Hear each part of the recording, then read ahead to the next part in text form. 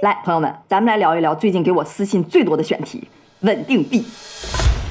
5月20號，美國參議院通過了穩定幣天才法案的關鍵性程序投票。緊接着，香港就通過了穩定幣條例草案。歐盟、新加坡、英國、韓國等等，都在這1年之內接二連三地推出了穩定幣相關監管立法草案，開始扎堆立法。連中國人民銀行的行長潘功勝都在6月份第一次公開討論了穩定幣。而市場這邊，穩定幣第一股 Circle 上市不到1個月，股價就漲了750%。特朗普家族控制的公司也發行了自己的穩定幣。PayPal、Stripe 這些支付巨頭，摩根大通、花旗、高盛等等各大銀行，包括國內的京東、螞蟻、小米，都已經率先衝進了穩定幣市場。我相信很多人潛意識可能就會覺得幣圈那些概念就是炒作，就是圈錢，或者就是這都是美國的陰謀，美國的圈套。可你想，這麼多國家地區的政府，這麼多主流的大公司也全都衝進來了，他不可能都是為了圈錢，或者明知道是圈套也往裡衝，對吧？哎，你說為什麼突然間大家全都衝進來了呢？這個穩定幣就是金融市場的未來嗎？來，我們來一口氣了解一下穩定幣這個混沌的戰場。開始之前我先說一下哈，最近有人打着小林的名義在社交媒體上拉群，教大家投資，甚至有那種 AI 配音的，全是詐騙。我們不會私信大家，不會拉群，不會教大家投資，但凡看到都是騙子，看到的包括大家跟我們說的，我們全都舉報了。但是這個騙子出來的速度實在是太快了，所以希望大家如果看到的話，也可以順手幫我們舉報一下。但最關鍵的是，千萬別信。首先呢，我們會先來聊一聊穩定幣的特點呀，穩定幣市場的一些基本情況。如果你說我就是想看美國是怎麼想的，我就是想看各國在幹什麼，哎，那你可以挑到這個時間點。穩定幣呢，它就是一種加密貨幣，跟比特幣、以太坊一樣，都是建立在區塊鏈上，但它最大的區別就是穩定。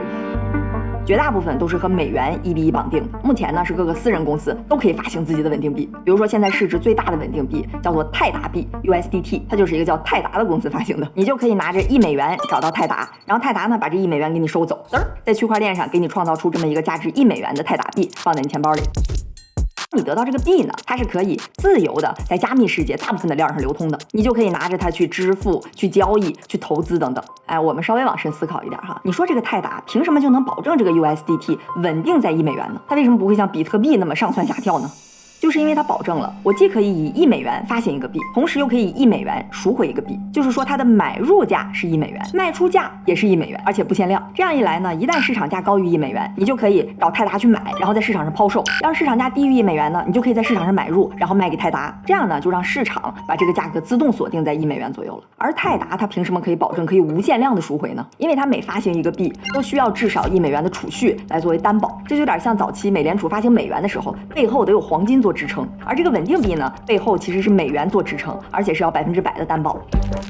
比如你看泰達1季度的報告，它當時總共發行了是1436.8億的泰達幣，而它儲備的資產呢有1492.7億美元，你看還富裕了56億。所以你發現沒有，你甚至都不用去理解什麼區塊鏈、加密貨幣，它其實有點像一個遊戲公司發行了自己的遊戲幣 Q 幣，然後通過抵押資產來給這個遊戲幣的價值擔保。當然了，實際上也有去中心化抵押的穩定幣，也有純粹去通過算法維持的穩定幣，但這些從體量來說都並不大。現在所有的穩定幣裡最主要的就2個幣，一個是泰達幣 USDT， 大概佔60%，還有一個是 USDC， 就是剛剛上市的 Circle 發行的，佔了24%。這倆都是剛才咱們說的那種一個公司在後面擔保發行的穩定幣。而這次各國的各種立法也主要是針對這種情況的穩定幣。你看是不是也挺諷刺的？雖說區塊鏈的理念是去中心化，但是穩定幣這個建立在區塊鏈上的貨幣，主流還是依賴這種一個機構發行的中心化的模式。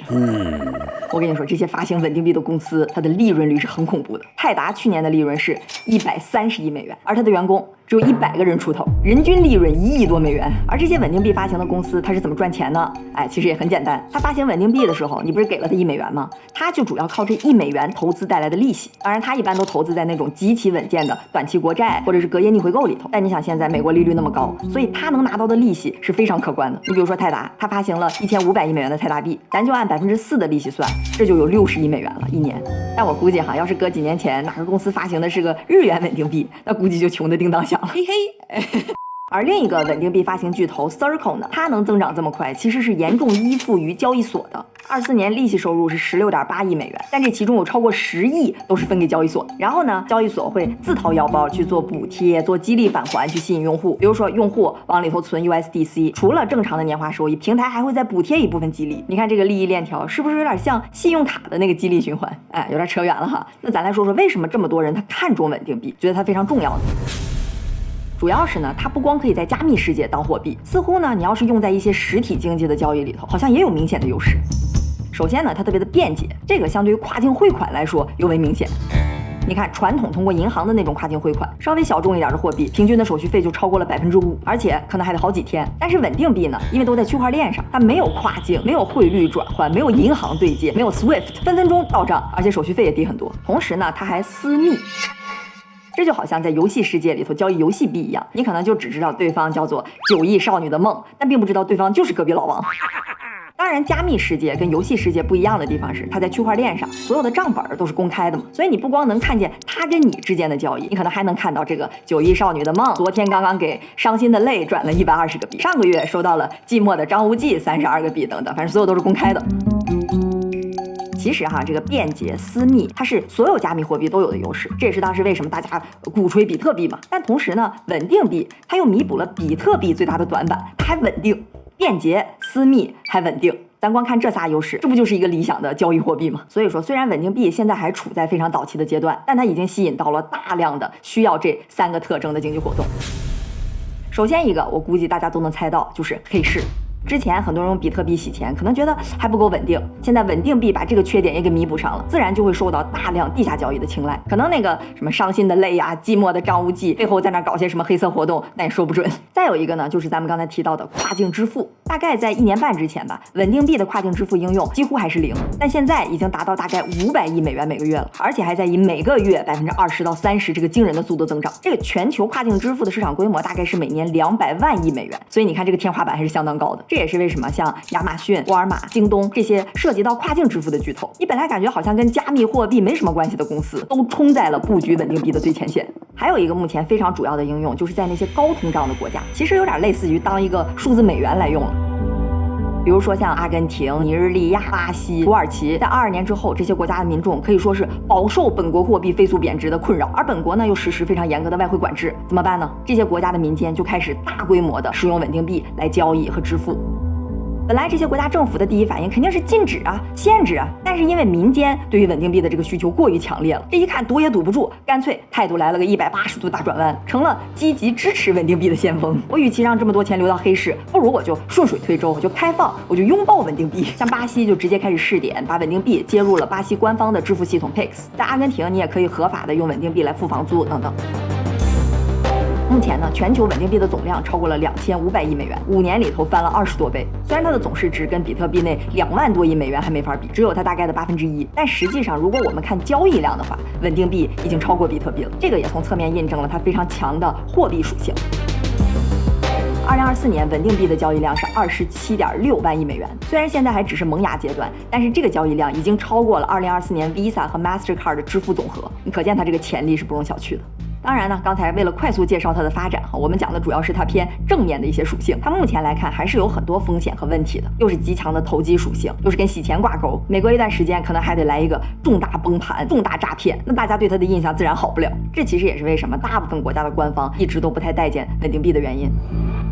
但其實一部分原因呢，也是因為各國沒有明確的監管，模棱兩可的法律，你也不知道什麼是合法合規的，這個紅線在哪，所以大部分的跨國公司、大部分的經濟活動，它也不太敢涉足這個領域，就更導致加密貨幣很多的參與者是什麼洗錢啊、投機這些了。這也是為什麼最近各國的立法，你甭管它有多嚴，對於穩定幣乃至整個幣圈都是一個重大的利好。至於為什麼最近各國突然開始扎堆立法了呢？這個其實就跟大國博弈、貨幣博弈有關係了。最主要的推力自然就是美國。咱們先來看看特朗普今年上任以來他個人圍繞着加密貨幣的一些主要動作。1月份，特朗普剛一上任就立馬簽署了一個行政令，題目就叫加強美國在數字金融技術領域的領導地位。你看這個名字已經很直白了吧，並且禁止數字美元，這一下基本就定調了，就是加密貨幣我是絕對支持。同樣是在1月份，特朗普又發行了自己的創普幣，其中80%都是特朗普旗下的公司控制。這個不是穩定幣哈，它是像比特幣那種價格可以波動的，一度漲到了超過80美元，總市值高達600億美元，但是現在已經跌得不到10美元了。沒過幾天，特朗普的老婆也發行了自己的幣，他兒子也發行了自己的幣。3月份，特朗普又宣布把政府之前沒收的比特幣列為美國戰略加密儲備，不能隨便賣。之後，特朗普的關聯公司又發行了一個穩定幣 USD1，本來呢規模也是小打小鬧，大概就1億多美元，結果5月1號突然翻了10多倍，達到了22億美元。這怎麼回事啊？因為阿布扎比來了，阿布扎比投資局一下投進來了20億美元。說實話啊，一個美國總統能發行自己的幣，我雖然对美国法律没那麼了解，但这個行為我還是挺驚訝的。但非常明顯是有利益衝突的。關鍵是什麼哈？市場的反應好像也 OK， 可見特朗普幹點什麼，大家接受度好像都還挺高的。當然了，真正對穩定幣市場產生重磅影響的，還是這個天才法案了。它叫天才法案，並不是說特朗普認為這個法案很天才哈，因為它的縮寫恰好就是 Genius， 是美國針對穩定幣的一個立法提案。6月17號的時候在參議院高票通過，但眾議院還沒過，所以現在還只是一個草案。這個草案呢，它不像那個大而美法案1000多頁那麼變態，一共就20-30頁，所以我還能大概籠統的掃一下。它的核心呢，大多數都還挺標準化的。其實這不光是在美國，大部分那些國家的立法呢，都大差不差。我簡單總結一下，大概就這麼幾點。首先，資質上發行穩定幣的企業，你得有個牌照，誰能發誰不能發，得我政府先说了算。不過呢，到底是州政府說了算還是聯邦政府，這個目前還在拉扯。然後呢，監管上它規定了一下，哪些機構負責，大家也就不用知道了。再有就是儲備資產的要求上，它要求發行所有穩定幣背後得是有這個高質量的資產作為儲備，就比如說短期國債、隔夜逆回購這種流动性非常好的，而且他們不能拿去再抵押。這些儲備資產它在清償的時候優先級也是最高的。你就比如說發行穩定幣的公司破產了，這些儲備你不能先拿去還債，你得先給穩定幣的持有者。除此之外，還有一些風險管控的要求啊，信息披露的要求啊，反洗錢的要求等等。說實在的，在銀行待多了，你看這些要求還是挺熟悉的，就非常標準的3件套。不過相對於銀行的監管，它對儲備資產的要求明顯更嚴格。你想要100%的儲備，畢竟這些公司真的有點類似於在發行一個貨幣了。你想銀行都要花這麼大功夫在合規上，那幣圈的公司就更是了。關於合規，我們支出來說兩句哈。什麼叫合規？就是怎麼符合各國的法律法規，比如說各種牌照、審計要求、反洗錢要求、技術安全要求、儲備資產要求等等。現在各國都得先推出這個規，它才好合嘛。你比如說泰達幣，雖然它現在市場規模最大，但是因為信息披露不足，又注冊在維京群島，沒注冊在美國，有可能因為不合規被趕出美國市場。其實不光是對於穩定幣的發行公司，對於這些加密貨幣的交易所，這個合規就更重要了。因為早期市場各種規範不完善，這交易平台可以說是野蠻生長。而最近2年呢，隨着這個監管的規範化，其實是也給各大交易所來了一波整頓。你比如說有個非常大的加密貨幣交易所叫做 OKX， 它在美國這邊今年2月份剛跟司法部達成了和解，支付了8400萬美元的罰款，還直接放棄了4.2億美元的收入。後來呢，因為發現有非法組織用 Web3 錢包鏈上交易洗錢，3月份自己主動給關了 Web3 錢包的鏈上交易。你看新聞是不是感覺他今年為了合規真是損失慘重啊？實際上呢，他也是因為看到了合規的重要性，所以乾脆就迎合監管，跟美國司法部那是主動交罰款和解。那個 Web3 錢包鏈上交易也是主動給關了，意思就是說，歐洲、美國的監管老師們，你看我們重視合規，重視安全，我們好好表現，做一個遵紀守法的好交易所。哇！同時呢，虽說監管對交易所的儲備金沒有要求，但它也跟穩定幣發行的公司一樣，出了100%的儲備金證明報告，從22年底開始每個月發布，用戶也可以自己去看自己的資金是不是有1:1的真實儲備做支持。總之就是表現得非常的積極，這也幫他們順利拿到了美國、歐盟、新加坡、迪拜等等地區的牌照。迎合監管確實會給幣圈公司帶來非常大的初期成本，但從長期來看呢，不管是對用戶信任還是監管信任，都是有巨大的好處的。前2天剛有傳聞說 OKX 在考慮美股上市，你看這下他之前費那麼大勁，又是交罰款，又是關停錢包鏈上交易，是不是就更能說得通了？我跟你說，這個美股上市在幣圈其實是有着非常不同尋常的意義的，因為對他們來說，這相當於是一個非常強有力的合規美國市場的證書。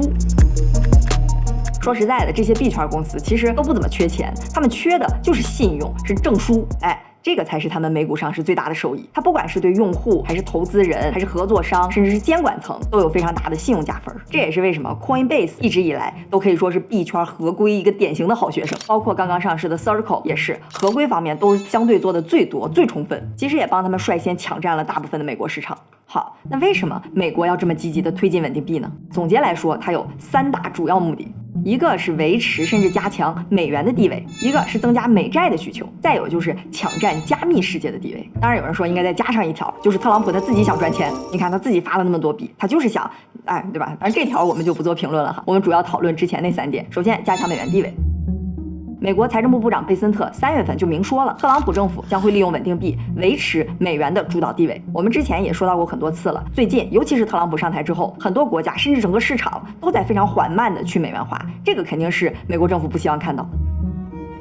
而穩定幣呢，雖然它什麼都可以掛鈎，它可以有歐元穩定幣，有離岸人民幣的穩定幣，有黃金的穩定幣，但實際上現在市場99%都還是美元的穩定幣。短期內推廣穩定幣，那不就相當於是推廣美元嗎？雖然穩定幣這個交易是在鏈上，但背後需要抵押的都是美元，還跟美元的匯率掛鈎。咱舉一個稍微極端一點的假設，你就比如說哈，土耳其、尼日利亞、阿根廷全都用美元的穩定幣交易了，那這些國家印的什麼里拉、奈拉、比索就沒人用了，制定的利率什麼也都沒有用了，基本上相當於這些國家就全用美元了，完全美元化了。所以如果美元穩定幣被廣泛應用在非美元國家，這肯定是增強了美元的應用範圍和國際地位，這點非常好理解。然後呢，就是刺激美債的需求。你想啊，因為穩定幣絕大多數都是掛鈎美元的，這背後的儲備資產現在60%都是短期國債，立法以後可能就更多了。你比如說泰達就是那個穩定幣最大的發行機構，2024年淨買入的美債是331億美元，這是去年全球美債的第7大買家。貝森特在聽證會上又說了，到2028年穩定幣的規模可能會翻8倍，對短期美債的需求可能會超過1萬億。你看美債正愁沒人買呢，這不挺好？這點大家提的非常多哈，因為它這個邏輯鏈呢非常的順理成章，非常的合理。不過我個人認為哈，它並不是美國這麼加急推出穩定幣法案的主要原因。當然這個純粹是我個人觀點哈，你可以聽聽我是怎麼想的。首先呢，這些美債的需求它並不是一個全新的需求，但這都不是最關鍵的點，更關鍵的是國債的期限。大家經常說泰達是國債的第幾大持有者啊，買了多少美債，主要看的是它國債的持有量。但对於美債來說，期限這個是非常重要的。這些穩定幣儲備的國債，大多數都是那種3個月以內的超短期的國債，而像日本啊、中國央行的外匯儲備買的國債，都是那種3年到30年的中長期國債，這倆完全不是一個概念的。做過交易的朋友應該都知道，3個月的國債和10年期的國債，它倆是有本質區別的。對於這種超短期利率起到決定性作用的，其實並不是市場的需求，是誰呀？美聯儲。這個美聯儲就隨便降息25個基點，可能比你10個泰達在那瘋狂買3個月短期國債都有用。這部分稍微有點跳步，我沒講很詳細。反正就是這種超短期的國債，美國政府它是不發愁賣的，它愁的是那個長期國債。咱們之前講海湖莊園協議裡頭，米蘭他不也建議嗎？說可以讓別的國家把那些短期國債都換成長期甚至超長期國債，就你們買短期的我根本不 care， 最好都給我換成長的。總之，你要是說美國費了半天勁，緊急推出這麼一套加密貨幣的法案，推動整個加密世界的發展，帶來了巨大不確定性，就是為了3年之後有那麼1萬億美元短期國債需求的增加。這點我是存疑的。這個增加國債需求肯定是個好處了，但我覺得遠遠不是美國最主要最根本的目的。另外那2点我覺得要重要的多。咱再來看這個第3點哈，就是爭奪加密世界的話語權。之前呢，美國對加密貨幣主要就是觀望，他望着望着，他就發現這麼多年過去了，看樣子這個加密世界好像不是曇花一現，它的需求在持續的擴大，理念也在不斷的更新，甚至有點挑戰傳統金融體系的苗頭了。那既然壓不住，我不如就擁抱它，搶先一步立法規範化。這點其實不光是美國，那些支持穩定幣立法的國家和地區基本都抱有這個目的。美國呢，它也不是最先的，你看之前歐洲、新加坡、香港都推出了穩定幣的草案，而像中東、瑞士更是一直以来都非常支持區塊鏈的。所以說美国不能說是為了搶先一步，只能說是為了不掉队，不能在加密世界這個新戰場喪失自己全球儲備貨幣的地位啊，對吧？只能加急趕緊立法。好，下面咱們再來說说中國。我們知道中国大陸一直是禁止加密貨幣的，目前主要推動的呢是数字人民幣，但這個數字人民幣跟穩定幣還是很不一樣的。這個我們有機會再說。你想，畢竟美國想在穩定幣搶佔這個主導地位啊，中國肯定也怕錯過這班車，也想在新市場去爭取離岸人民幣的話語權，所以現在主要是在香港試點穩定幣，試點人民幣的穩定幣，採取這種雙軌制。香港是在今年5月份推出穩定幣條例草案，會在8月1號生效。你看這個草案一推出，穩定幣那些概念股都漲瘋了，最少都漲了70%啊！你可見市場對香港穩定幣的市場那是非常樂觀。當然，香港主推的穩定幣就不是美元穩定幣了，而是港元穩定幣，同時也會計劃推出離岸人民幣的穩定幣的試點。這個條例的內容理念其實跟剛才我們說美國那個差不多，咱就說一些不一樣的地方哈。首先，香港的做法它叫沙盒，就是在一個隔離的、完全可控的監管環境下進行試點。它在24年7月份的時候就公布了3個沙盒參與者的牌照，這3家就可以說是香港穩定幣圈的第一批參與者。拿到牌照的分別是京東幣鏈、元幣創新，還有一個包括渣打銀行在內的聯盟。這個京東幣鏈很明顯是京東的嘛，而它背後的托管銀行叫天星銀行。天星銀行的2大股東是誰呢？是小米和富途。第2個元幣創新，它背後主要是一些幣圈的資本。第3個聯盟呢，主要就是一些香港的資本。然後還有一個玩家，雖然目前還不是沙盒參與者，但是早就虎視眈眈想成為拿下下一批牌照的玩家，就是螞蟻集團。所以你看，香港這個穩定幣的條例還沒生效呢，這個牌照的角逐廝殺就已經開始了。然後香港再有一個特點呢，就是它明顯會更注重跨境支付。比如說，香港金管局和中國人民銀行聯合啟動了跨境支付通，6月22號的時候剛上線。大概呢就是讓內地和香港之間可以點對點的直連，不需要經過特別複雜的跨境交易，這樣呢這個資金流通可以更順暢。這個跨境支付通呢，它雖然不是在區塊鏈上的，但它也用了分布式賬本的技術和穩定幣、數字人民幣的兼容性非常高，所以市场也普遍認為它是推動人民幣穩定幣未來國際化的一個重要路徑。歐盟這邊是在23年的時候就通過了針對加密資產的 MiCA 監管法案，新加坡的金管局也是在23年的時候就發布了針對穩定幣的監管框架，這倆是非常早就發布正式的監管條例了。總的來說呢，為了方便大家理解哈，我就把各個國家針對穩定幣的態度簡單分了個類。首先就是積極開放類的，